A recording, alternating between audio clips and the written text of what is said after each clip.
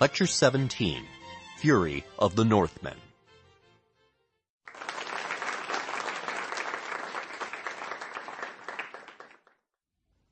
Welcome back. In our previous lecture, we examined the Carolingian Renaissance, the intellectual life of Carolingian Europe, and we saw how Carolingian rulers such as Charlemagne and Louis the Pious recruited scholars from throughout Christendom and supported them at the court at Aachen. We saw how these Carolingian scholars were entrusted with the task of trying to restore the Latin language to its original purity, and with the task of creating new and clean copies of very important texts such as the Bible or the Rule of St. Benedict, getting rid of the errors and the interpolations that had crept into these texts during previous centuries as they were copied laboriously by hand. We saw how Carolingian scholars created a new type of writing in order to prevent these mistakes from creeping into texts, created Carolingian minuscule and practices from which we benefit today, such as distinguishing between upper and lower case letters, putting spaces between words, and using punctuation. Today we turn to a grimmer chapter in the history of Carolingian Europe, grimmer even than the history of grammar and punctuation. Namely, we turn to the Viking attacks on Europe. We will look at who the Vikings were. We will examine some of the theories concerning why the Vikings began to attack Europe, and we will consider the consequences of these Viking attacks. The word Viking is used during the 9th and 10th centuries. It is used by the Vikings of themselves and sometimes used by Viking neighbors. We are not certain what the word Viking meant exactly or what its etymological origins were. And to the neighbors of the Vikings, at least, other terms were preferred. Pagans, for example, because the Vikings were indeed pagans. The Carolingians often referred to the Vikings simply as the Northmen, because the Vikings indeed came from the north. They are Scandinavians, whether Danes or Swedes or Norwegians, who spoke languages somewhat different from one another, but still comprehensible by all those who were Scandinavian. We know from archaeological records and from our scant written evidence that perhaps as early as the 7th century and certainly by the 8th century, the Vikings were an important player in the commercial life of northern Europe, that they had extensive commercial contacts with the European continent and with the British Isles. And by the 9th century, the Vikings formed the linchpin in a remarkable trading network known as the Northern Arc. The Northern Arc stretched from Anglo-Saxon England and Carolingian Francia in the west, up through the Scandinavian countries, down through what is today Russia and Ukraine, and ended in the Byzantine Empire at Constantinople, or even in the House of Islam, stretching all the way to Baghdad. Vikings would travel the Northern Arc, bringing goods back and forth between Western Europe and the Near East. We have found some remarkable archaeological evidence of the Northern Arc. Tens of thousands of Arab silver coins have been dug up from 9th and 10th century Scandinavia. One of the more remarkable finds was a statue of Buddha that comes from the Viking age, found in a bog in Scandinavia. Either the Vikings had become Buddhists, or they had picked this up during their commercial travels and merely brought it along as a keepsake. Unfortunately, while the archaeological record can tell us quite a bit about the Scandinavians and their commercial contacts with the Arab world, and even beyond via the Arabs, we know very little about pre-Christian Scandinavia, and conversion to Christianity in Scandinavia does not become widespread until around the year 1000. We have very little written information generated by the Scandinavians themselves. Much of what we possess comes in the form of runes. Runes are written figures that were carved into stone, and those tend to survive very well. They may very well have been carved into wood also, but the wooden objects seem not to have survived. And the Scandinavians had been using runes to make inscriptions from as early as the 1st and 2nd century AD. In fact, it seems likely that runes are based on the Latin alphabet, although how the Scandinavians came across the Latin alphabet at this early date is still a mystery. The rune stones of Scandinavia provide us with some information with which to work, but they are often quite laconic. A typical rune stone will read, Eric's land, that's nice. We know someone was named Eric in Scandinavia and that Eric owned some land, but it doesn't really open up a window on broader historical processes. Even some of the lengthier runic inscriptions almost taunt historians. And to take one example from southwestern Norway, there's a runic inscription that reads, "Out and far and lacking tow and food, wind cold on ice in the uninhabited, ill may succeed good fortune, to die early." This runic inscription poses serious interpretive challenges because we don't know who wrote it, we don't know when he wrote it, we don't even know what it means, really. Lengthier written works such as poems or chronicles or sagas, these date to the 12th and the 13th centuries in Scandinavia. The sagas often refer back to events of the 9th and the 10th centuries, and there is some evidence that the sagas are based on oral traditions. Now, earlier I cautioned against the use of oral tradition or citing oral tradition. Often it's the last refuge of a desperate and baffled historian. But it would be foolish to deny the existence of oral tradition, and the Vinland sagas provide a good case in point. The Vinland sagas, written down in the 13th century, include sagas such as the Greenlander saga and the saga of Eric the Red. These sagas, again written down in the 13th century, recorded that around the year 1000, some Vikings had traveled west of Greenland, and while there they had encountered land and had settled on this land for some time. And the sagas even named some of the Vikings who had gone there. For example, Leif Erikson. Most scholars sort of laughed at the notion that Scandinavians had traveled west of Greenland and encountered land, and thought that these sagas were purely fictional, until in 1961, archaeologists discovered a Viking settlement on Newfoundland at a place called specifically Lance aux Meadows. This Viking settlement shows that there were indeed Scandinavians living in Newfoundland for some time, and vindicated the sagas, the Vinland sagas, that had suggested as much. So clearly the saga authors of the 13th century had some knowledge of what had gone on during the Viking Age. However, while archaeology can confirm the presence of the Scandinavians in North America, historians are still at a loss when trying to figure out whether the Vinland sagas accurately reflect what the Scandinavians did there, for example, or what their interactions with Native American Indians were like.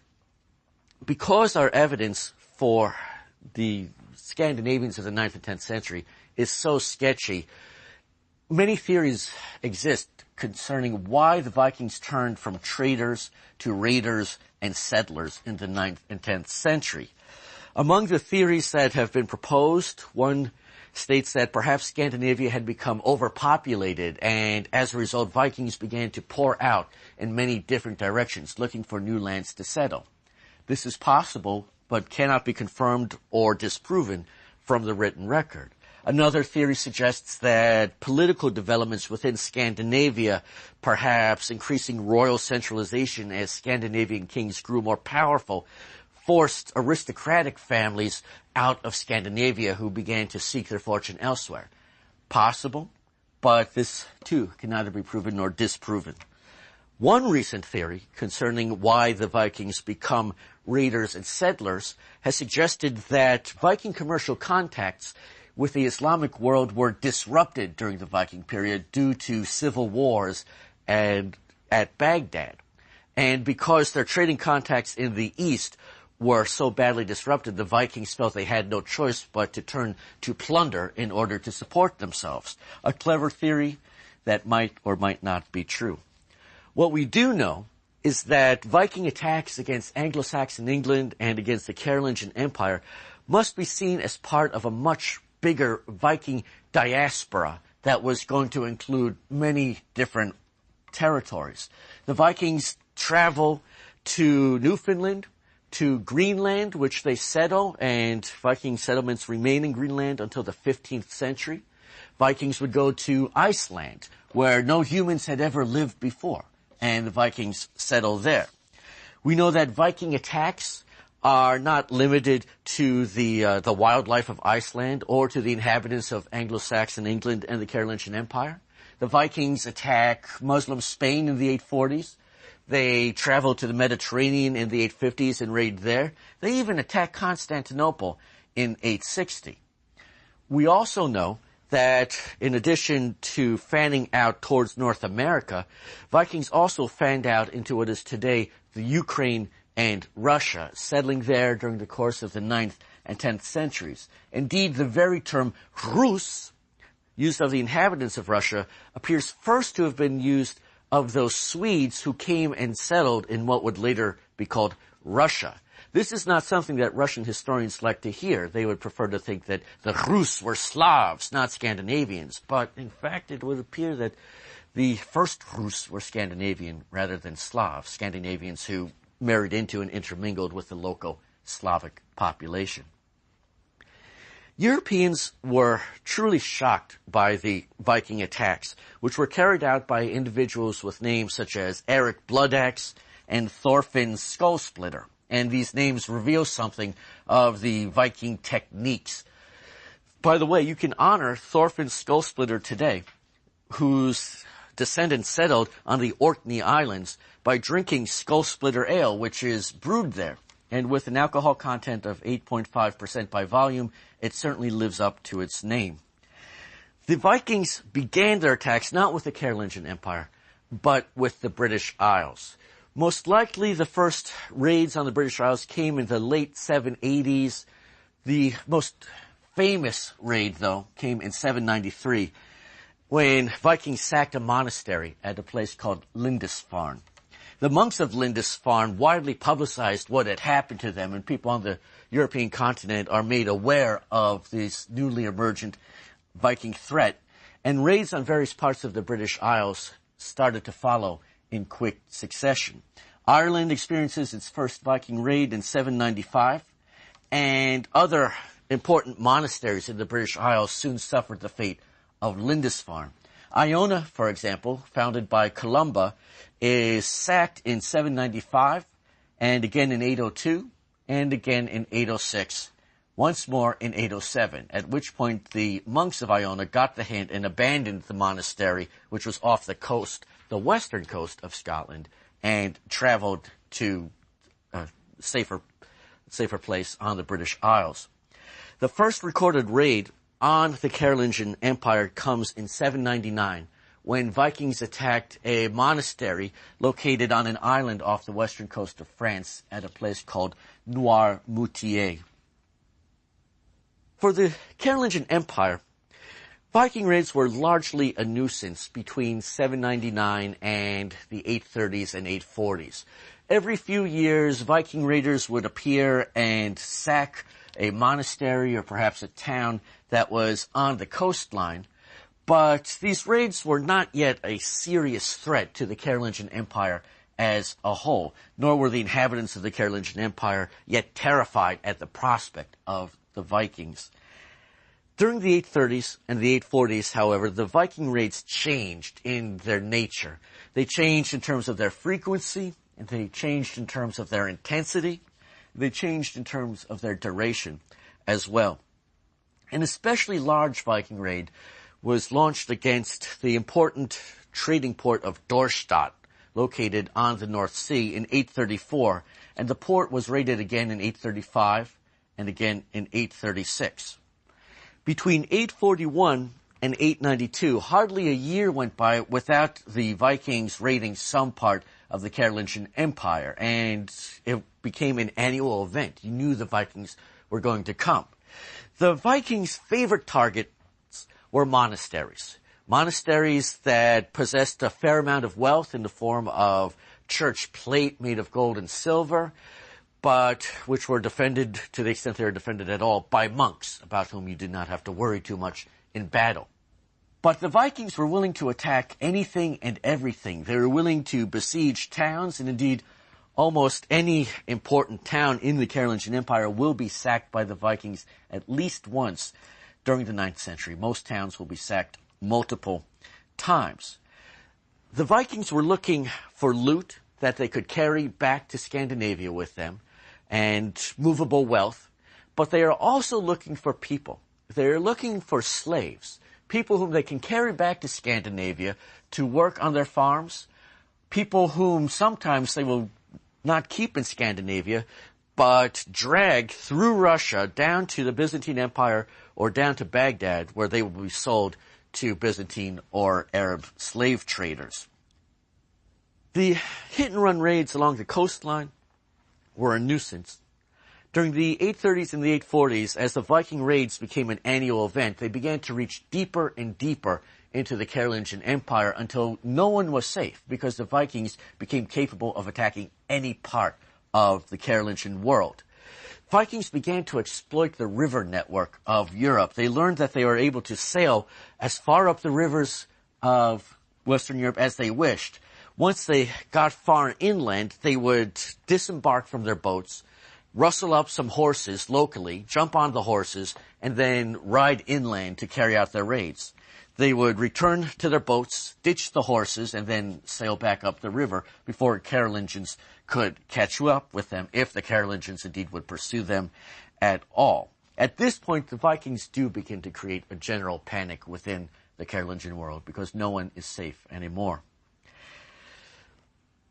The Viking raiders were not all warriors. In fact, most of them are not warriors. They're farmers for whom this was a sideline. And in the late 8th century and the early 9th century, a typical Viking raid would follow this pattern. Viking farmers would plant their crops early in the spring, and then they would leave to go to England or to go to the continent to raid during the warm summer months, leaving a few men behind and slaves to tend to the fields. In the fall, when it was harvest time, they would stop raiding, return to their boats, and travel back to Scandinavia, where they would bring in the crops, and then spend the rather bleak Scandinavian winter stone drunk in their houses. When the spring came, they would sober up and then plant their crops and raid again. This seasonal pattern where the Vikings plant crops and then raid was good for the Carolingians because it meant that you got a brief respite at least. You knew the Vikings were going to leave in the fall and that the winter months would be peaceful. This changed, though, during the 830s and the 840s. Not only are the raids coming every year, not only are the Vikings appearing places that Carolingians thought were beyond the Viking reach, the Vikings begin the practice of wintering in the territories that they're raiding. They seem to have first done this in Ireland in the 830s. Dublin is a Viking settlement. And then in the Carolingian Empire in the 840s. When the Vikings wintered in territories that they were plundering, the Vikings would establish a base camp in the fall where they would live through the winter so they could get a quicker jump on the raiding once the spring returned. One of the favorite sites for a Viking winter camp was an island in the mouth of a river. This was a favorite place for Vikings to go. They liked living on the island because it protected them from the local population. And they liked being in the mouth of the river because once the weather warmed up, they could just sail up the river and resume their raiding at a relatively early date. At first, the 830s and the 840s, Vikings might spend just one winter. But then, as the 9th century progresses, one winter turns into two, and 2 winters might turn into 3, and the Vikings start to become more and more of a permanent fixture on the Carolingian scene. And this is bad for the Carolingians. Charlemagne and other illustrious members of the Carolingian dynasty, such as Charles Martel or Pepin the Short, were accustomed to collect tribute from neighboring peoples as a sign of their superiority towards those peoples. When Carolingian rulers themselves started paying tribute to the Vikings, this was an ominous development and one that was very embarrassing to Carolingian rulers. In 845, a fleet of Viking ships was sailing up the Seine River toward Paris. And a Carolingian ruler by the name of Charles the Bald decided that the best way to deal with this latest threat to Paris was to buy protection from these Vikings. He pays the Vikings 7,000 pounds of silver so that they do not sack Paris. And the payment of money to the Vikings to make them go away was known as the Danegeld, or money paid to the Danes. Between 845 and 926, we know that the rulers of Western Francia alone made at least 11 substantial payments of tribute to the Vikings in order to buy some peace, and large amounts of silver were transferred out of the Carolingian Empire into the Viking world. At certain points in time, money seems to have stopped circulating entirely in the Carolingian Empire because the Vikings had taken it all and there was just not enough silver left for the Carolingians to use it to make money. The payment of protection money to the Vikings was often the result of negotiations concluded on terms very favorable to the Vikings. Because when a Carolingian ruler paid Danegeld to the Vikings, often there was no stipulation as to how long the Vikings had to wait until they could demand more money or resume their attacks. And the Vikings rather liked it that way because they could then show up a few months later and say it's time for the Danegeld. Likewise, when Danegeld is paid to the Vikings, often it is paid for the protection of only one specific part of the Carolingian world, Paris, for example. It's not paid so that the Vikings leave the Carolingian Empire entirely. Often the Vikings would themselves stipulate that, all right, we'll leave Paris alone, but we're going to Burgundy in south-central France, and we'll attack there instead. And as a result, the Vikings are able to both collect protection money and then plunder different parts of the Carolingian Empire. And Carolingian rulers were simply not in a strong enough position to forbid this to the Vikings. As for why the Vikings were able to do this to the Carolingian Empire, they had a technological advantage. Scandinavia has very rugged interior geography. It's quite mountainous. Even today, it's hard to travel overland in Scandinavia. It has a very jagged coastline with a lot of channels and fjords, which are suitable for travel. If you want to sightsee in Scandinavia, you're probably going to be in a seaplane even today, because travel by water is the easiest way to get around, and it was the easiest way to get around in the Viking period. The Vikings were very at home on the water, and they developed a type of boat, the Viking longboat, that gave them a real advantage over their enemies. The Viking longboat, which could carry 50 to 100 people, might be 60 feet long, was suitable for ocean voyages, but it only drew about 3 or 4 feet of water, which means it could also travel up rivers relatively easily, even shallow rivers.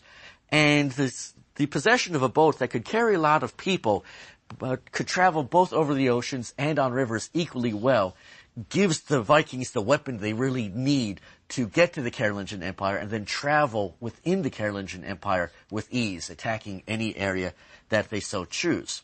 A good sign of the Vikings' nautical virtuosity is the fact that even today, in the French language and in the Gaelic language, most Scandinavian loanwords have to do with the sea, with the words for harbor and creek in French, for example, the words for anchor, boat, rudder, and ship in Gaelic. People borrowed these words because they recognized that the Scandinavians were the nautical experts of the early medieval world.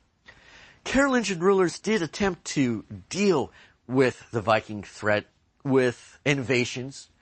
One of their favorite tactics was to try and build fortified bridges across rivers such as the Seine, in the hope that as the Vikings sailed up the river, they could kill them from above. Unfortunately for the Carolingians, the Vikings were very good at dragging their boats over land, and they may have picked up this expertise in Russia, where the most important Russian rivers do not connect with one another, and to get from Scandinavia to Constantinople, Viking traders often had to drag their boats over land to get from one river to the next. Confronted with a fortified bridge, the Scandinavians would take their boats out of the river, drag them around the fortified bridge, and then continue sailing up the river. And as a result, the Carolingians really are unable to beat the Scandinavians at their own game. The success of the Scandinavians against the Carolingian Empire probably inspired other groups to begin to pile on the Carolingians and to join in what was becoming a feeding frenzy. The Arabs resumed their attacks against the Carolingian Empire. Perhaps already during the time of Charlemagne, Arab raiders were attacking Carolingian territory. They are certainly doing so by the time of Louis the Pious. And in one spectacular attack in 846, Arabs attacked the city of Rome itself. They could not get past the city walls, but they were able to sack some important churches located outside those walls, such as the Basilica of St. Peter. Perhaps even more stunningly, around 890, a group of Arab raiders established themselves at a mountain called Freycinet, which was located in the southeast of France. It's near the Alps. And they would use this base to attack individuals going across the Alps. They would rob them and take them hostage and hold them for ransom. The Arab base at this mountain in the southeast of France remains in existence for about 80 years. Not until the 970s are the Arabs finally dislodged from Freycinet. For several generations, the Arabs have a base in the southeast of France from which to conduct their raids in the countryside. And the fact that Arabs are able to establish such a base testifies to the weakness of the Carolingians when confronted with these new invaders. In addition to the Arabs, another group, a new group this time, begins to attack the Carolingian Empire, known as the Magyars, or the Hungarians. The Magyars were very much like the Huns before them. They are Central Asian nomads who had moved westward, and around the year 900 begin attacking the Carolingian Empire. Because they are desert nomads, they were not as much of a threat as the Vikings were. They rarely attacked towns, for example. They only succeeded in sacking one Carolingian town in Italy called Pavia, whereas the Vikings were quite good at sacking towns.